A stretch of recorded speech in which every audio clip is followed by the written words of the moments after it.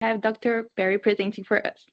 Donagh is a senior principal investigator in quantitative genetics at the GASC, Ireland, holding professorship at several international and national universities. As well as research, he is strongly engaged in third-level education and extension to a wide range of different stakeholders. Following his Bachelor of Agricultural Science at University College Dublin, he undertook a PhD in quantitative genetics in collaboration between the GASC, Wageningen University, and University College in Dublin, Ireland, followed by a master's in bioinformatics at University College Cork, Ireland. Working across species with dairy cattle, beef cattle, sheep, and horses, his research interests are in phenotyping strategies, breeding goal development and deployment, genetic evaluations, and genome prediction. He has published 400 peer-reviewed journal publications. So I will turn it over to now Dr. Berry, and we can get it started. Excellent. Thank you, Julia. You can hear me all right, and can you see my slides all right? Yeah. Okay. You'll be glad to know that I put my slides through ChatGPT and I asked them to rewrite it in a Canadian accent. So hopefully it should be a bit more explanatory to you guys. Okay, so look, this talk is maybe a little bit different to what you're used to. I've my notebook beside me, so I'm looking for feedback. I'm looking for interaction. I usually don't have slides with a lot of text, but I think it might be a little bit heavy. It might be a little bit all over the place. So people might like to go back and have a look at it and identify some errors that I have in it as well. Where the talk has come from is 25 years of dealing with producers, breeders, especially in the last 2 years, where we have pushed out indexes and farmers or breeders are especially unhappy with them. They're asking lots of questions. So I pulled together a few slides about trying to answer some of those questions and trying to make them farmer friendly or even people friendly. I'm also considering, if I retire soon, and maybe Filippo might join me, he's closer to retirement than I am. Maybe someday I might write this into a little book or put it up on the internet or something like that. So please, any comments, any additions you might have, or a different way of explaining stuff, please come back to me. Okay, Mike, I'm leaving you these slides as well, by the way, so feel free to throw them around wherever you want them to be. And that's my contact details as well if you need me. Now, what I talk about is about predictions, and it's balancing the usefulness of predictions versus their accuracy. And again, it stems from the comments from farmers is that I have genetically this best cow in my herd, but it's actually my worst cow. Or it was genetically my best cow yesterday, and now with a new proof run, it's in the middle. So you don't know what you're at, you're crazy. These predictions, these genomic evaluations, genetic evaluations, they're all a complete load of rubbish. Why don't you publish them only once they hit a certain level of accuracy, etc.? So let's go through that journey. Now, I'm not sure if many of you are familiar with him. This guy is probably as old as Filippo. So he's a British statistician. Yeah, just making sure you're awake. He's a British statistician, and you might have heard this saying before, is all models are wrong, but some are useful. So this is really, really a nice saying, because what it's kind of saying is that implying that there is limitations of all models, be they genetic evaluation models, be they all this artificial intelligence models that people are talking about, but they are useful. Okay, let's look at another guy. He's oh no, I thought I had another guy yet, but maybe it comes out in a second. So what are models? And some of this is really simple slides I'm going to present, but I think it might challenge you in a way of how do we explain this to our end users, be they breeders or our farmers or the general public, right? And of course, people in this audience are geneticists traditionally or animal breeders, but it's equally applicable, as I said, to all models. So what are models? Well, what you're trying to do is you're trying to either explain, that's explanatory models, or you're trying to predict. I'm not going to go into the details between the two of them, but a lot of people are writing papers on explanatory models and inferring or implying that they would actually be really good prediction models. If you get me. So they'll fit a statistical model to some data, and parity and days in milk are associated with a particular feature. Of course, a lot of people would say parity affects that feature, but of course, there's no cause and effect proven inside there. And then they imply that they could be really useful. So it might have an R squared of 0.9, and then people assume that this is a good prediction model. More or less guaranteed it's not necessarily going to be a good prediction model. Key thing that we have to remember as users of this is that there are simplifications, and we always leave out detail. We have to leave out detail because we don't have that particular detail, and we must have some assumptions. And many of you that have taken courses in linear models would be familiar with some of the statistical assumptions that exist within those. So, heterogeneous or homogeneous variances, independent errors, etc., normal distribution of data. So we're assuming a lot of these things. Now, this is the guy I was looking for, Albert Einstein, a German physicist. And this is really important as well, is with modeling, what we're trying to do, and I'm constantly, as Filippo knows, I love to fight, I love to argue, so I'm constantly arguing with these AI guys, is trying to find a balance between a simple model that I can explain, but if it's too simple, it'll be wrong, versus you can have this lovely complex model, an artificial intelligence type model, which is a black box model that even the guys who run it don't even know what it's actually doing. So how the hell are you going to explain that to somebody? Okay, so I think we can explain a correlation pretty easy. Correlation is a model. I think we can explain that to farmers. I think we can explain a linear regression model. So for every 1 kilogram increase in live weight, we expect a 0.5 kilogram increase in milk yield. That's pretty, to me, simple, but it's an oversimplification. So it's just finding that intermediate, right? And this is what Albert said, is a model must be as simple as possible, but not any simpler, right? And many of you might be familiar with what's called parsimonious models. So the model that is the simplest you can make to do what you're trying to do. I think that's a pretty good explanation of it. Okay. Now, as I said, the slides are kind of for farmers to kind of get a little bit deeper, throwing in a few lectures for this thing, but we have many different ways of talking about genetic evaluation. So on the right-hand side, that picture, that's from the Irish genetic evaluations. We actually use predicted transmitting abilities. I think you use the same in Canada, probably in the US. Some countries, for dairy, they will use estimated breeding values. Australia, I believe, and New Zealand. Beef, I think a lot of your beef, the American Angus, probably use estimated breeding values. But then sometimes you also use expected progeny differences. The key thing is I've highlighted the whole three topics. There are 3 points. Estimated breeding values, predicted transmitting abilities, expected progeny differences. Okay, and they're really, when we come to explaining why proofs move, etc., these to me are key. Right, so what are estimates or what are predictions? I actually had a fight with a reviewer on this one. Hopefully it's none of you guys, but we did a lot of work on, and I know you guys do a lot of work in infrared spectroscopy. Filippo, get off mic there and tell me, what are you doing with MIR predictions, infrared? What are you trying to do? We're trying to predict a new phenotype. Yeah, I thought the same, Filippo. But technically, prediction is the future. And this is what I was fighting with the reviewer. So you might notice in some of my papers, what I say, we're trying to estimate methane emissions. Right? So if you do actually Google it, technically we're wrong to say we're using spectral data to predict methane emissions. It's actually to estimate methane predictions. Prediction or methane emissions predictions are in time. So what we're trying to do is we're trying to use the available data and the statistical approaches that we have to predict the future.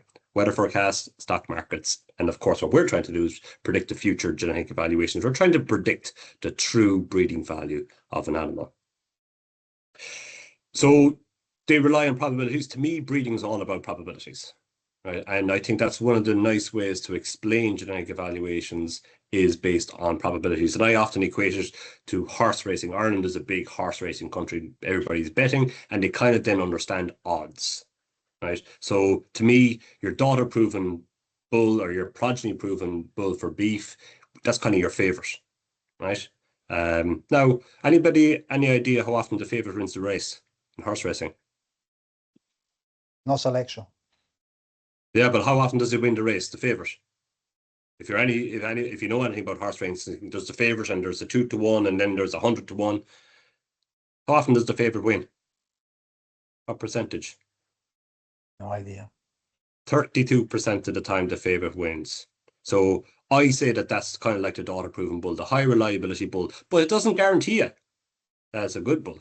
And then I equate the 100-1, right? That's the one that has a very low chance of winning, but if it does win, you win big. I equate that to one genomic bull.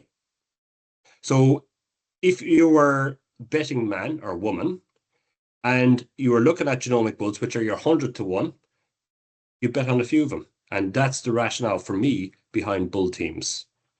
Some will fall in the first, but there's a good chance one of them will win or come second. It might not win, might come second or third. And you will win big because it is 100-1. Okay, so it's all about probabilities. What's the probability that this genomic bull will actually truly be good? And we'll come back to that one later on. But you can't say with certainty that that individual genomic bull is better. Now, we'll come also to the law of large numbers, which will tell you that that group of genomic bulls is actually better. So I've highlighted this bit in green because I believe it's, again, a nice way of explaining a lot of things is models, genetic evaluations, weather forecasts, they provide guidance, not guaranteed. And we know that our genetic evaluations are accompanied by reliability metrics, but most people don't use it. I'm not sure if you guys, I'll come to it in a second, are as fascinated about the Irish, about the weather, but we'll come back to that one in a second. So again, prediction models, artificial intelligence models, genetic evaluation models, any models that you're developing to predict the future, they are a guide, not a guarantee. So it has to be used in tandem with selection. Okay. A lot of the time, they reduce uncertainty, but they do not eliminate uncertainty. Like a good example is I could predict what you're going to have for breakfast in the morning, but you just might have a bad night's sleep and you might have something different for breakfast. I can't model that, right? You might get up late, you hit the alarm clock, you hit the snooze button, you got up late, you didn't even have breakfast, right? There's no way you can actually predict that type of an outcome. Okay. So going on to the weather, apparently it's the most talked thing about in Ireland. So we're obviously on the western side of Europe, the most western point before you get to you guys. And it's notorious for being very difficult to predict the weather. And there's actually been official complaints sent in to our national broadcaster because they got the weather wrong. Yet, religiously, every farmer in Ireland watches the weather. But every farmer in Ireland understands that it is the best prediction and it may be wrong. And when it is wrong, okay, they get angry, but they don't get massively angry because they say, yeah, well, like they're kind of always wrong. Sometimes they get it right, but we've never had a hurricane that they haven't been able to predict. I don't think we've ever had a hurricane anyway. We've never had a bad storm that they haven't been able to predict. But sometimes we predict it's going to rain a little bit, and it actually doesn't. And that's actually accepted now, that the weather forecast is a prediction. Okay. All of these things are predictions. So when you're using Google Maps on the left-hand side, that's a prediction. FBD insurance companies. How do you think they come up with insurance? They look at your age, they look at your gender, they look at how much you drive, there's a model behind it, and that predicts what's your likelihood of having a crash. So that then leads on to in how much insurance you're going to have. I have, what age am I? I won't tell you what age I am. I'm halfway through my 40s. But I would have been predicted, I've been driving since I was 17. I would have been predicted when I was 17, there's a really high chance I'm going to have a crash because I'm a young male. Never had a crash. Doesn't mean the predictions were wrong. Okay. And just every time I'm talking to this, just put yourselves in the genetic evaluation. So you're predicting it's a good bull, reliability of 50%. It ends up being a crap bull. Was your prediction wrong? Actually, there's one for you now. So you predict a bull to be in the top 10 with a genomic bull, 60% reliability. That bull ends up 150th. Were your predictions wrong? Don't answer, Filippo. Anybody else? Julia, where are you? I can't see anybody now.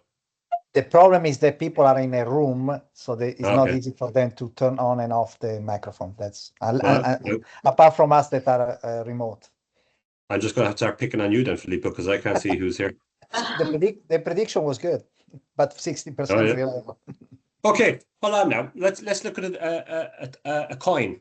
So what's the probability that you're going to get a head if you flip a coin? Anybody? 50%. 50%. So if I predict you're going to get a head with a 50% confidence, let's say, and you get a tail, was my prediction wrong? I predicted you're going to get a head, 50% probability, but you got a tail.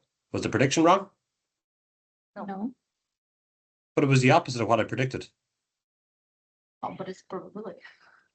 It's probability. So you cannot, if you think about genetic evaluations, really, it's difficult to use individual breeding values without considering also the reliability. But if I flip the coin 100 times, how many heads am I going to get, roughly? Probably 50. Probably 50%. So what has happened, this is, again, just put your mind back into genetic evaluations and bull teams, that sometimes you get the head, sometimes you get the tail, but if you do it enough times, so if you use enough bulls, what actually happens is that the average goes close or hits the expectation, right? And that is the rationale behind bull teams. In Ireland, our beef herds are pretty small. They're only 19 cows. So if you get a deviation from your expected probabilities, it's easy to see, and it's also likely to happen. While when you have large dairy herds, those guys, they don't know their individual cows, and then your predictions on average are actually identical to your outcome, eventual outcome. Okay, we'll talk about that later again. Right, so why is the weather forecast not perfect? And if you think about it also from an animal breeding perspective, is we're not simple. Animals are not simple, right? If you cut off an animal's leg, it's still going to walk, right? If one of its teats are damaged, if it gets mastitis and one of its teeth at a dairy cow, it will still milk. It'll also probably compensate in the other quarters. So it's really, really complex. We have limited data. Not every animal is phenotyped when it comes to animal breeding. If you look at the weather forecast, we don't have sensors and satellites everywhere. So if you have undulations or different topography, southern facing is going to be warmer than northern facing. Also, if it's southern facing and the rains come from the south, it's likely that the southern facing aspects are going to get more rain than the northern facing aspects. Uncertainty, parentage, if it's incorrect, right, and you don't know it, genotyping is helping to get around this, that's going to cause actual reality difference to predictions. Preferential treatment is another one, and of course the limitations. So there's probably 50 to 100 million DNA variants, or what we call SNPs, but we're only actually measuring around 50 to 60,000 of them. Okay, so really there's limitations in our models. And I think often we don't really admit that our models are not 100% accurate, probably because we fear that our end users will lose confidence. Right? So if we all know that these models, what is it? Your man said that all models are useless, but some are more useless than the others. Why do we care about models? Why do we watch the weather forecast? It's because it can give you guidance. Another question I often get asked is, why do you keep changing the evaluations? Why can't you just do one evaluation in January and then not change anything until next January, and then next January? Just change them once a year. My answer to that is, if you're cutting silage next week, do you look at the weather today? Yes. And will you look at it again in the next 7 days? And they will. Why? Because more data has come in. So your prediction is getting more accurate on the weather in 7 days' time. So in genetic evaluations, it's exactly the same thing. You update your evaluations as you accumulate more data, which should lead to more accurate predictions. And those of you that do engage with farmers, There's nothing worse, more than they hate, than bulls or cows moving in their evaluations. Nothing to do with economic value changes, just moving. Why? Because more data. And we would argue the prediction has become more accurate. So every farmer understands this. This is an app, the national app for weather, that religiously farmers look at, and other people looking at forecasts for games, for playing games, right? And the weekend is they all look at the predicted weather, and everybody looks at the chance or the probability of precipitation. And they all understand it, and they see 30%, yeah, I'll chance it. It might not rain. While here, 70%, they appreciate it might not rain, but there's a 70% chance it will. And then they make that decision. So it's exactly the same as picking bulls.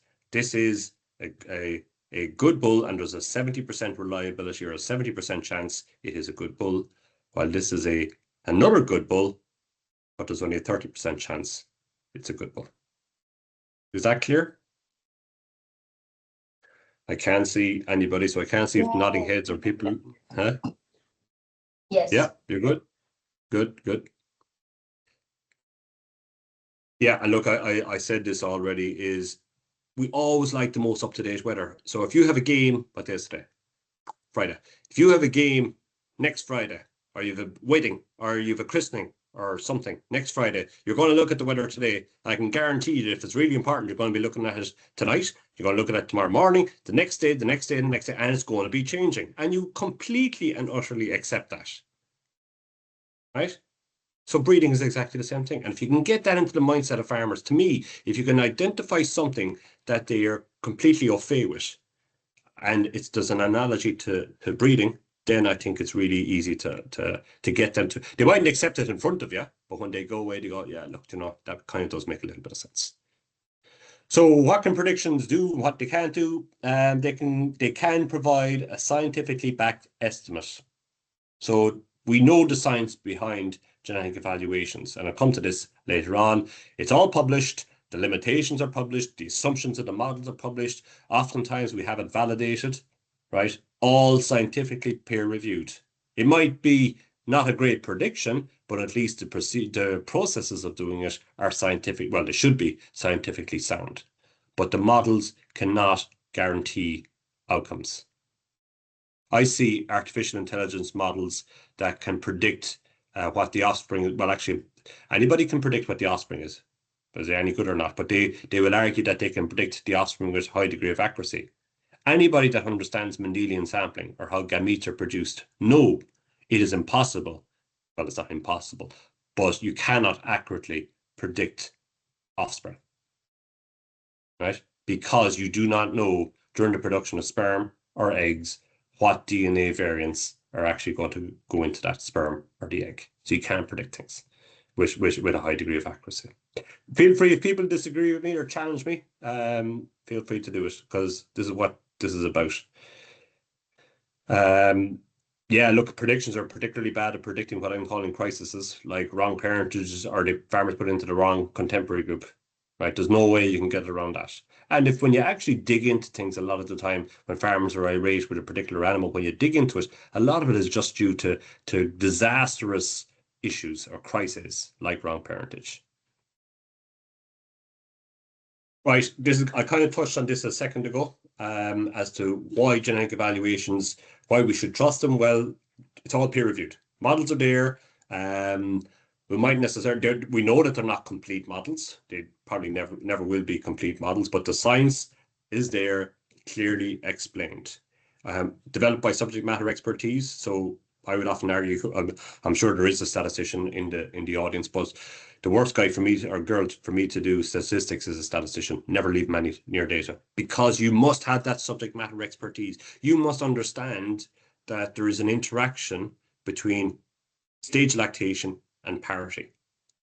Right? You as a statistician that doesn't know anything about agriculture, they might fit parity and they might fit stage lactation. But you know there should be an interaction, because the lactation profiles for different parity animals change. And you only know that by having subject matter expertise. Again, everything is published. I think you mentioned in my bio the number of publications I have, and that is simply for this reason. We're seeing it more and more in Ireland. Is farmers are asking us, is that peer reviewed, especially in the last 2 years. So like we would have simple questions that would be asked to us, really simple. We go straight into the database, get the answer, and then we immediately do our best to publish it. Right? And then it's all there for people to clearly see, is it true? And how do we get to that? Or how do we get to that conclusion? To me, that's crucially important. We're constantly validating. Filippo and anybody else that knows me know I have a bee in my bonnet about this. Like when we're looking at feed additives to reduce methane. We're looking at medicinal products to treat animals. There's no way you'd buy a feed additive off me without saying, well, where's the evidence? Have you got some report or a paper or an analysis? Right? No way you would do that without it. Yet, has anybody ever asked you for a publication to show that your genetic evaluations for milk, for methane, for, I know you've published that, Filippo, for health, I know the Canadians work a lot on health, that the genetic evaluations do truly result in actual phenotypic differences. We just assume, we're just telling people, yeah, trust us, these work. We don't really have any evidence that they work, but we know they work. Trust us, okay? And we talk a lot about genotype by environment interaction, how the differences between animals differ depending on the environment. But look, every time we look at it, what we do is unbelievably robust. Our genetic evaluations are unbelievably robust, despite the crap data that people tell us that we're using. Okay, a lot of that is reflected in the lower heritability to start with. So, look, the last point here is, for me, we need to accept that we're never going to get 100% accuracy, but progress, not perfection, is where we're trying to go. Okay. Talked about this a little bit, the validation studies. We put a huge amount of effort in Ireland on validation studies, dairy, beef, sheep. And again, you can see the publications, we want them published to demonstrate. So when somebody challenges us, we just say, oh, where's your evidence that this doesn't work? It doesn't work. Well, if you have evidence, then great.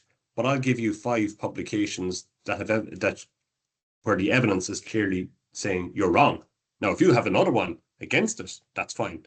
But at the moment, the only evidence that exists says that these evaluations work.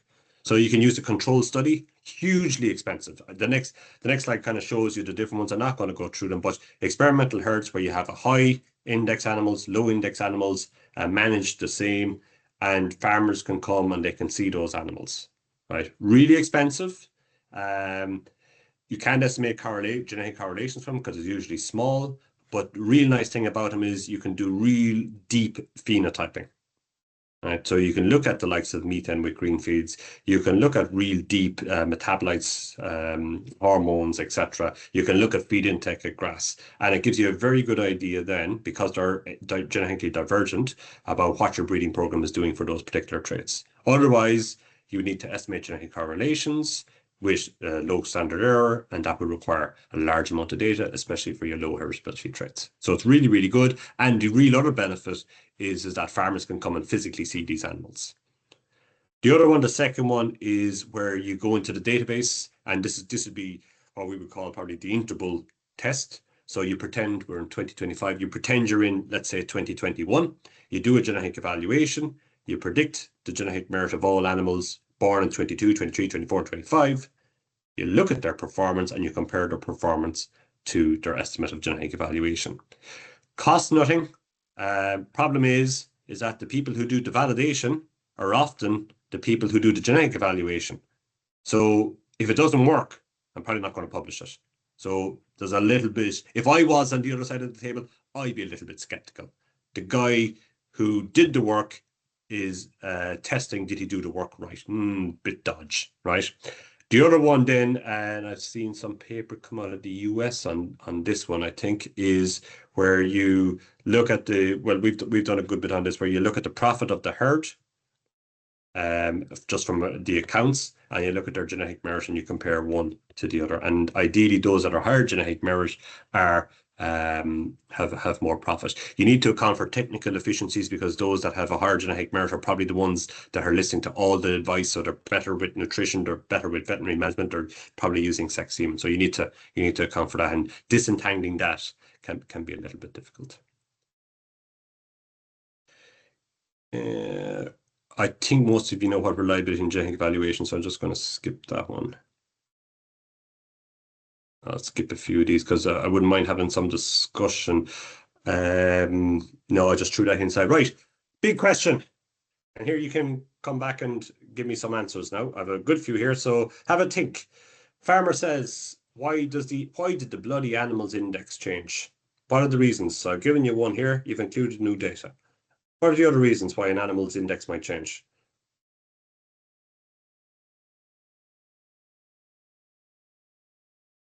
Anybody? The model that you're using changed as well. The which? The model that you're using might have changed as well. Model, yeah, exactly. Any other ones? That's good. I thought I was talking to myself there for a while. Sire's index changed. The sire, so I'm going to say that's inclusion of new performance information influenced the sire, and then that influenced the progeny. New information on relatives. So like I would hear this a lot, and this is kind of like what you said. Farmers would say to me, I can't swear now, but they will swear, my bloody bull changed. And I didn't record, I weighed the animals, but I never put them on the system. Why did my bloody bull change? Well, your bloody bull has a brother in another herd where he weighed the animals, or she weighed the animals, right? And farmers find it very difficult to get that. Okay, so new information on relatives, new information on contemporaries. So you might have been missing some data on the contemporaries, or the data was wrong. Maybe you cleaned up the pedigree on some of the contemporaries. That'll cause a change. The base change. I've spent 5 to 7 years probably fighting with farmers because they wanted the base to change. We gave in 2 weeks ago. Now they're giving out to me that the base changed. Yeah. Now I hate base changes. I hate base cows. But after all of that, after the base changing, I said, you know what, actually, this is good because they're giving out to me because, of course, a load of the animals are negative. They didn't really understand the ramifications of changing the base. To making it more recent, more animals are going to be negative. And we have one guy who was using a bull who was a score of 40. Bull was perfect. But now the bull is -10. So he's not going to use the bull anymore. It's exactly the same bull. But what happened was with a base change, we subtracted 50 off of everything. But what the farmer didn't know was 40 was crap, but it was positive. So a base change here causes all of our animals dropped, I think around 92 euros, right? But if you're not in tune with things, you think all your animals dropped, but you don't know that every animal in the country dropped. Base change. Philippe, I probably emailed you about why you guys do just to kind of make a census of what happens, but man, I hate base changes. Updating economic values. So we will look at our economic values every year. We changed them 2 weeks ago. We updated them 2 weeks ago. That's going to cause shifts. The pedigree information, animals started getting genotyped. Oh, I didn't do any more genotyping. Why did this happen? Well, that bull's brother was in a herd and that farmer started genotyping, and we realized that actually the bull only sired half of those calves, where we had originally thought he sired all of those calves. You said new genetic parameters, new models, and changes in the data. So we might have realized, and this would be a big one, Filippo, for the methane, of course, is, I'm still grappling with this one, is 50 grams of methane per day, is that right? Cow producing 50 grams of methane per day? 500 grams a day. No, we've got cows producing 50, is that right? No. 51? Impossible. 50 grams? 51? Impossible. No, much more. 51? 51? 52? 53? When do you stop? We're talking about 500 grams per day Holstein produced. Now, your cows, your cows will be 300 grams per day, maybe 350. Yeah. But so what's about, so like, as geneticists, what we're trying to do is find the lowest emitter. If there is a cow that's producing 50 grams of methane per day, and we've thrown it out, arguably the most informative or the best animal that we actually want to breed from. 50 is wrong, but where do you stop? So we learn with time, it might be 50 today. Well, let's say it's less than 100, we cut it off. But then we actually realize, jeepers, we're seeing animals here that are repeatably 75 grams per day. So then we actually go back and we change our quality control. Imputation might get better, etc. as well. We're running close, short of time. Incomplete data. Nah, forget about that. Forget about that. Let's get on to see if we can get some juicy stuff. All right, I've talked about that. Right, so I might just finish with this one. So we operate a star system in Ireland for beef and sheep, actually, right? Where 5-star is like, that's the place that Filippo stays, the hotels, they're all 5-star, right? So 5-star means you're in the top 20%, okay? So if we look at a bull here who has the threshold to become a 5-star is 127 euros. So this bull is just a 5-star. Well, sorry, it's a cow. Has just a 5-star with 50% reliability. Of course, we know with 50% reliability, its true replacement index might actually be different from that. Okay. So what's the probability? The problem is that 5-star animal, that's the top 20%.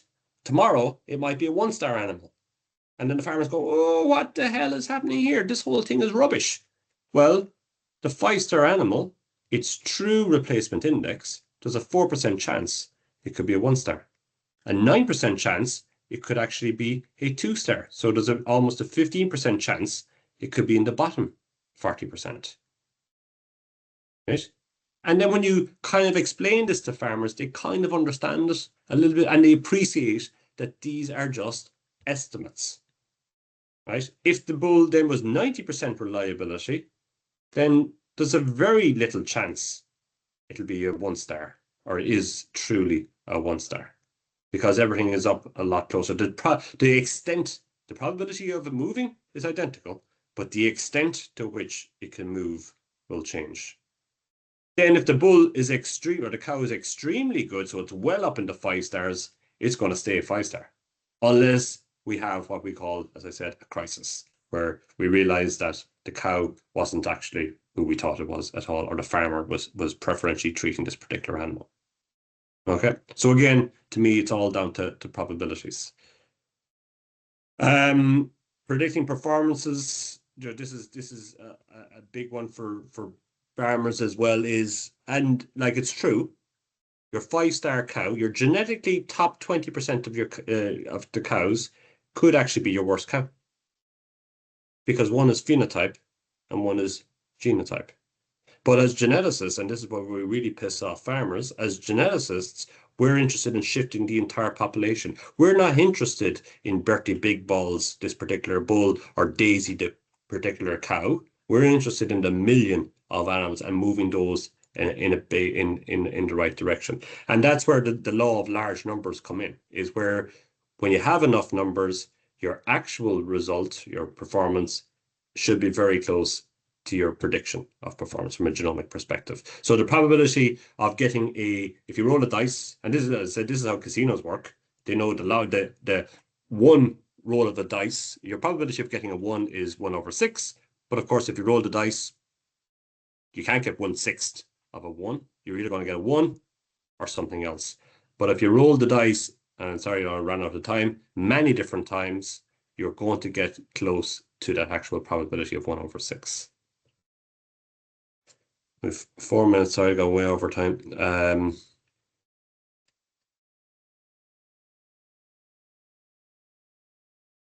Bull teams. Do you do much on bull teams? Do you sell bull teams, Filippo? You do? I'm not sure. Anybody from CMAX here? Well, it was Michael Lohaus that Yes. came up with the equation. No, we don't do anything with bull teams officially, other than mixing semen together for increased fertility. That's you, Mike, because I can't see names. Yes, that's me. That's you? Yep, yeah, Tyler recognized the voice. Just as well I gave you credit for doing this. But you don't sell bull teams, so you don't recommend farmers to use teams of bulls? We recommend a portfolio approach. Okay. Same thing, kind of, I guess, of using bulls. But what you're trying to do here, so I was trying to understand or trying to figure out how would I explain bull teams to farmers. So BLUP, we know with BLUP there's an equal probability the bull will go up as the bull will go down. What you really don't want is you don't want all your bulls to drop. So if we look at a coin toss, if you toss 2 coins, you could get 2 heads, you could get a head or a tail or a head, or 2 tails. So if you have 2 sires, assuming BLUP is correct, you have a 25% chance the 2 of them will go up, 55% or 50% chance one will go up and the other will go down, and a 25% chance that you're unlucky. So what I was talking about here was, and Mike, you might be able to explain this a little bit better to me, is by using bull teams, you try to minimize your chance of being unlucky. So if we were to use 3 sires, your probability of being unlucky is 1 all over 2 to the power of 3, 12.5%. If you use 4 sires, your probability of being unlucky is 6.25%. So we would recommend farmers to use teams of around 5 to 10, or portfolios of genomic bulls of around 5 to 10. I won't go through those ones. Look, 2 minutes. So for me, the take-home messages are, obviously, this is really difficult to explain to farmers. This is not solely a farmer slide deck. So, but we have to, I think, always be true to ourselves that predictions are what they say. They are predictions and they are not guarantees, but they are useful. But the farmer must still use that information in actually making the decision. Okay, the more animals you have, the more closer your actual performance will converge to your prediction. And as I said, as a national breeding program, we focus on the population. We don't focus on individual animals. So from a modeling perspective, then I think finding the balances, we don't want it to be too simple or just we'll get the wrong results, but then having it too complex. And this is where we seem to be shifting towards from a data science perspective, is into these really complex models. And those of you that do work with farmers, farmer will ring you up and say, why did my bull drop? And if you have a black box and you don't know what's actually happening inside her, you can't really explain. And then you lose all trust. While with a genetic evaluation, you can go in, you can fill out, identify the yield deviations because it's all in there. You can look at the contemporaries. You can say that, yes, that bull's daughters are yielding more, but they're older parities. So therefore, the third parity will yield 29% more than the first parity animal. So we have to take that into account. So we bring them all to first parity equivalence, and that's why that particular bull has a lower genetic merit than the other bull. Okay, that's me. So what are the questions? Now I can see. Thank you so much, Donagh, for your presentation. I can say that we learned a lot here, and I would like now to open the floor for any questions, either from people here in the room or those joining us online. And I just see Mike. Please, Mike, go ahead. Yeah, thanks, Donagh, for that great analogy with the weather. I'm going to use that, updating weather forecasts. So that made a lot of sense. Question about prediction versus estimation. So best linear unbiased prediction. Should we be calling it best linear unbiased estimation? Or are we calling this the wrong thing? Well, best blues are of course different because they're the estimates of your fixed effects. I think, Mike, that's the least of our worries. I'm going to keep calling it prediction, and hopefully the editor from JDS won't keep sending it to that reviewer. And you know this, right? When you're talking to farmers, you don't talk about SNPs. You talk about we're measuring 50,000 genes on the chip. So you accept technically incorrect ways of saying things just to get your message across. And I think everybody appreciates what predict means. Yeah. But also, I guess, actually, because we are predicting the young. So we are actually predicting future performance. So I think BLUP is probably right. I'm certainly not going to change it after, 70 years? I think it's a good argument. We're predicting future offspring. Correct. Yeah.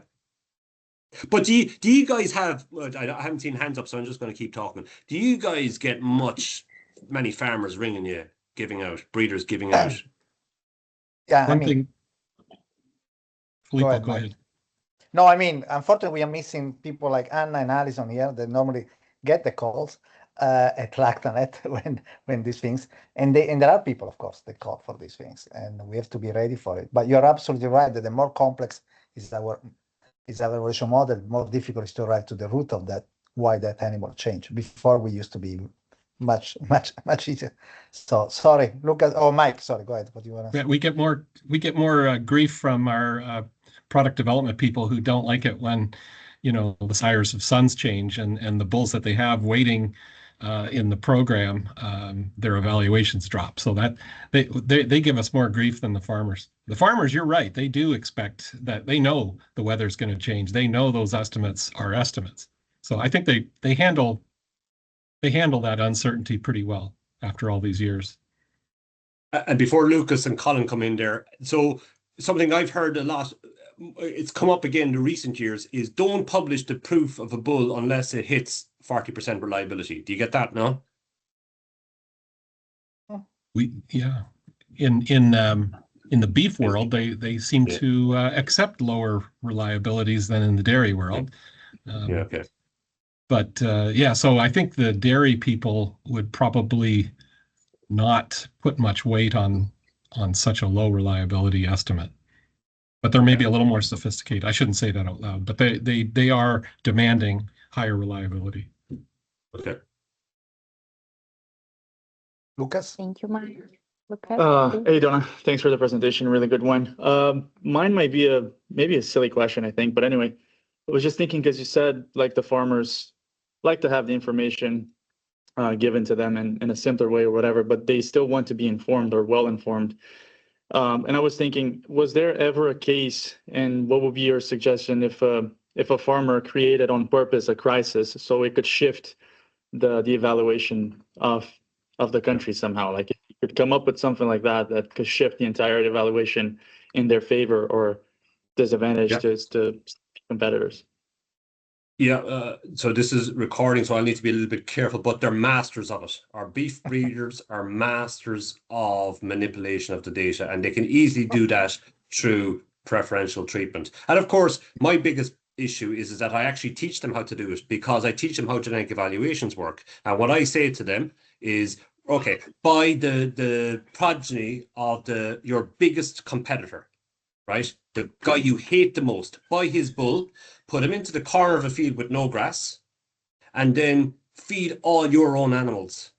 So what you have actually done is you have preferentially treated your animals, they all go up, and your biggest nemesis, all his genetic evaluations or her genetic evaluations go down. And interestingly, they get it.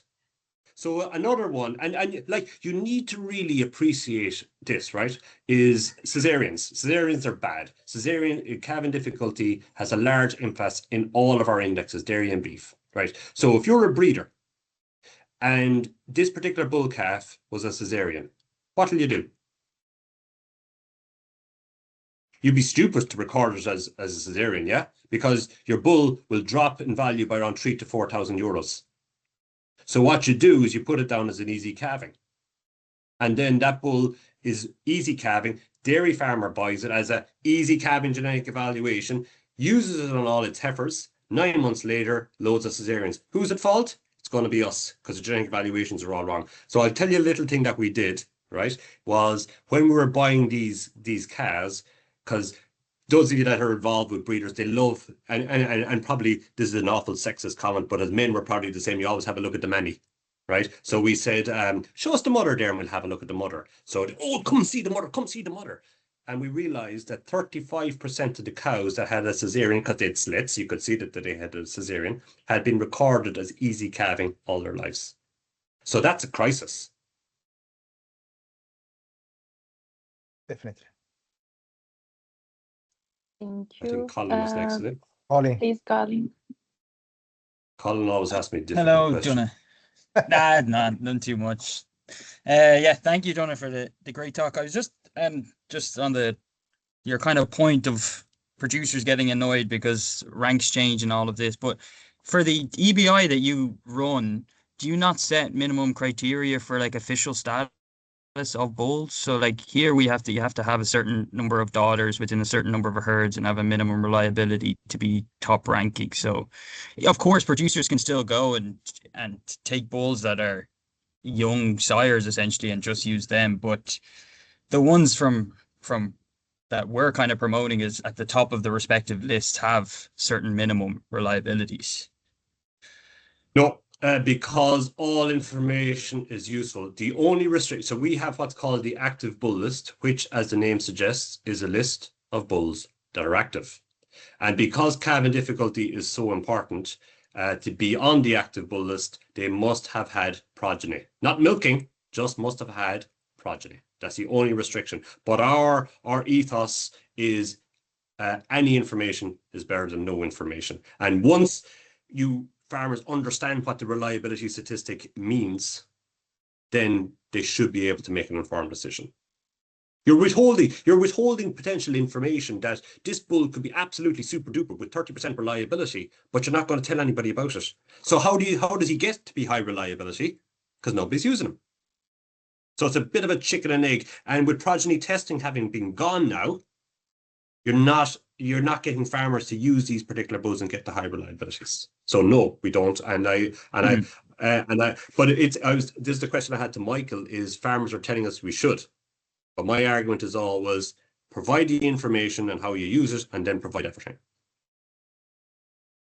Fair enough. Fair enough. Thank you. Thank you, Colin. Please, Flavio.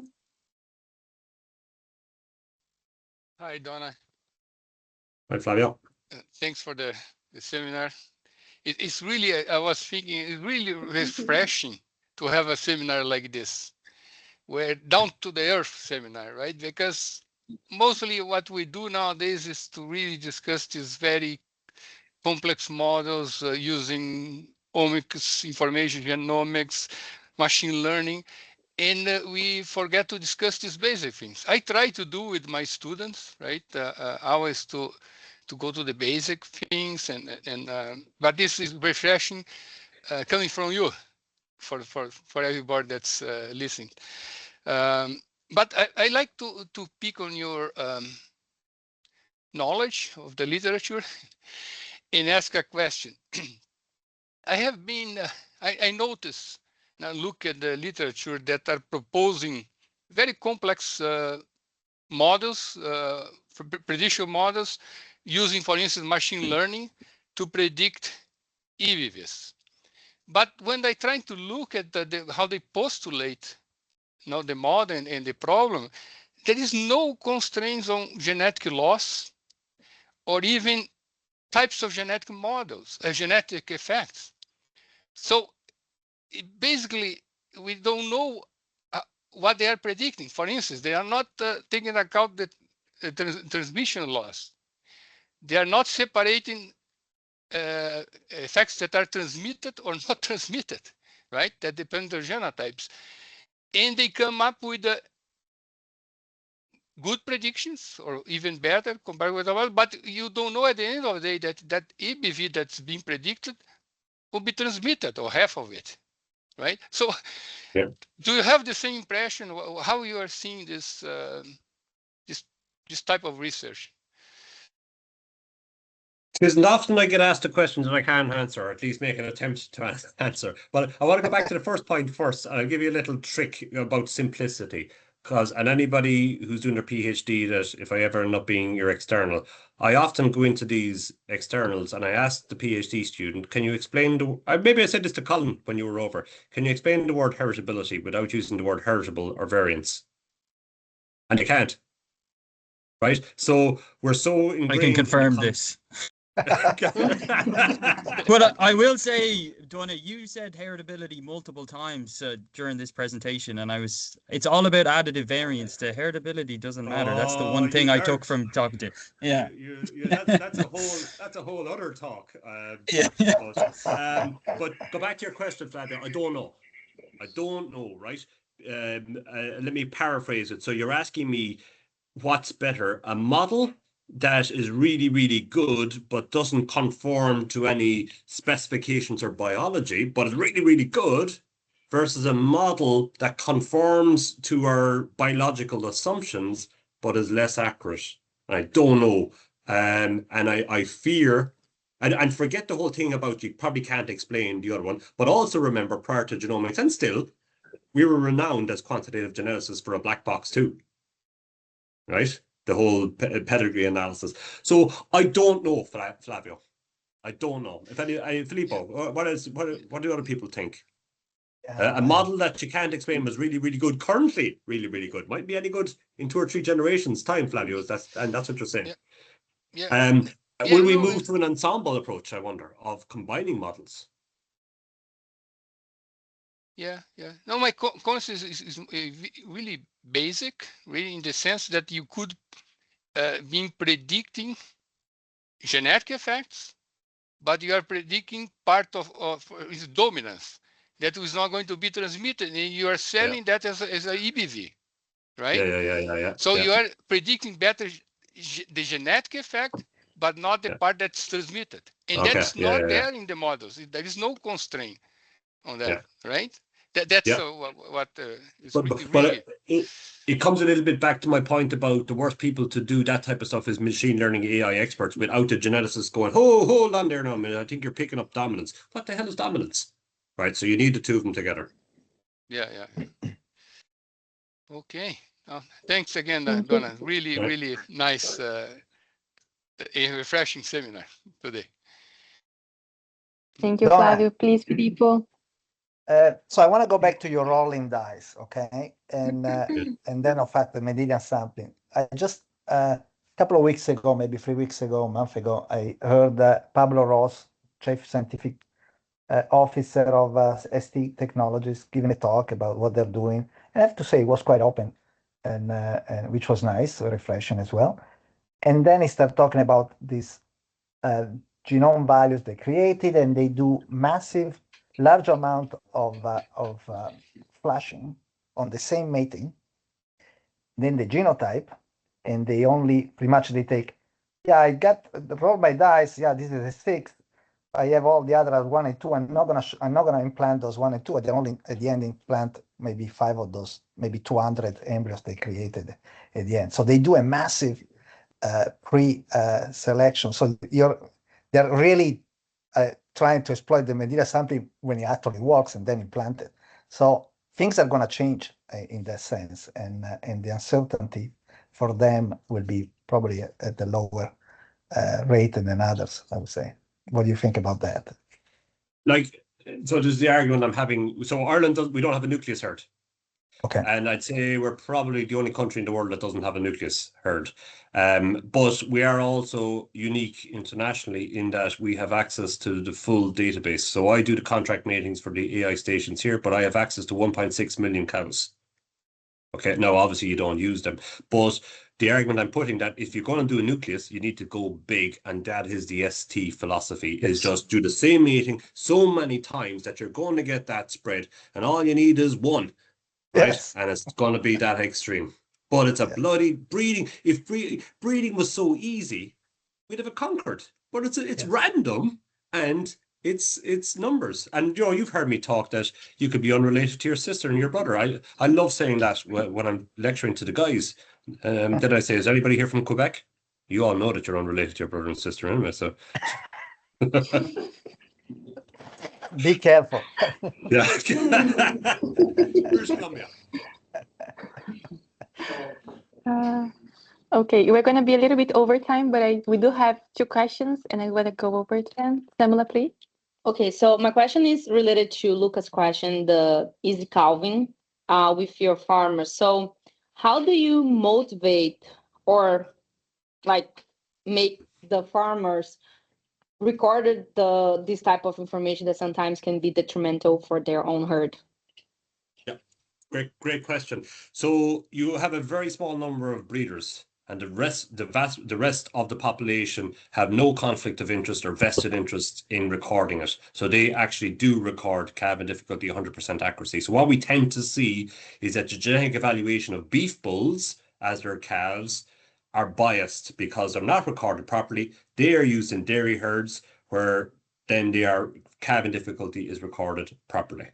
So Ireland would be different to the likes of New Zealand, whereby you get up in the morning and there might be 50 calves in the field. Ireland, average herd size is around 90, but calves and cows are penned indoors, and we know exactly the calving difficulty.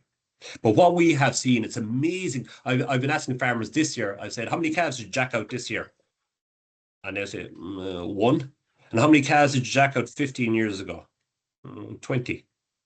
The genetic progress we have seen in calving difficulty is unbelievable. Now, we're not, like, the argument was always, of course, and biologically it does make sense, a little bit like Fabio's comment was that a narrow calf will come out easy, but a narrow calf will grow up to be a narrow heifer.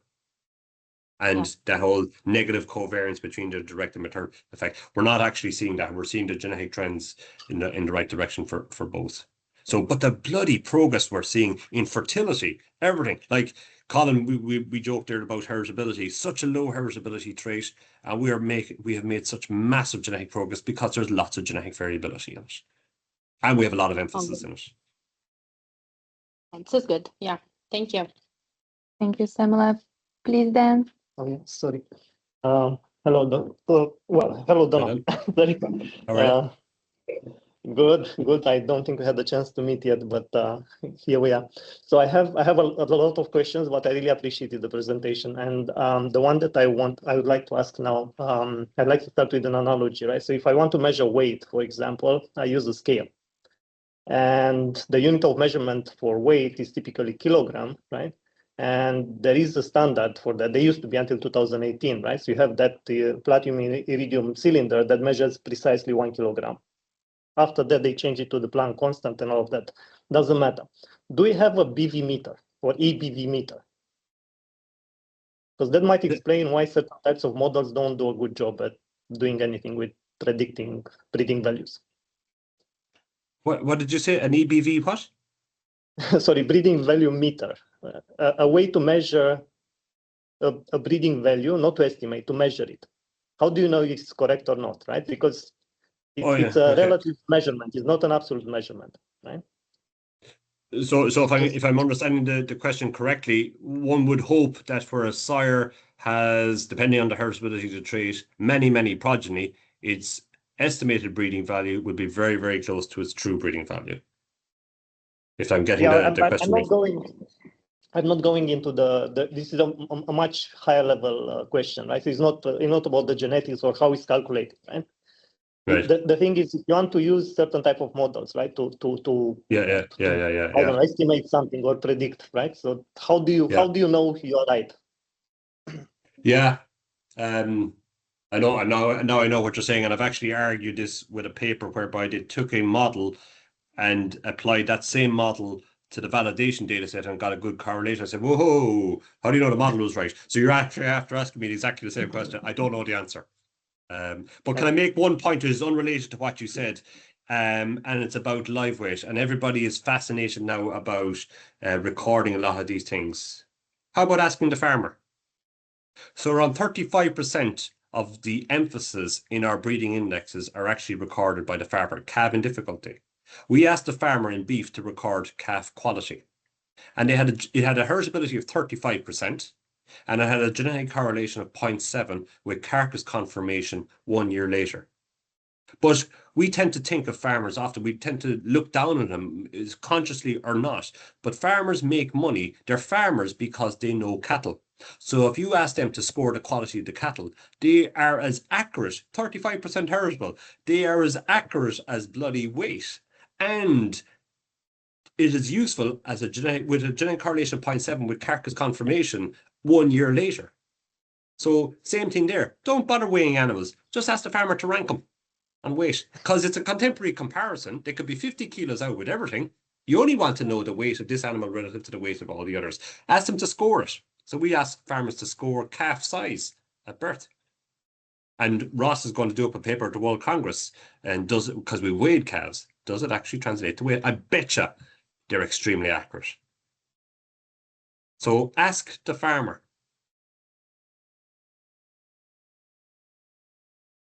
Thank you. Thank you. And- Thank you, everyone. This has been a great discussion. Thank you again for presenting for us, Donagh Berry.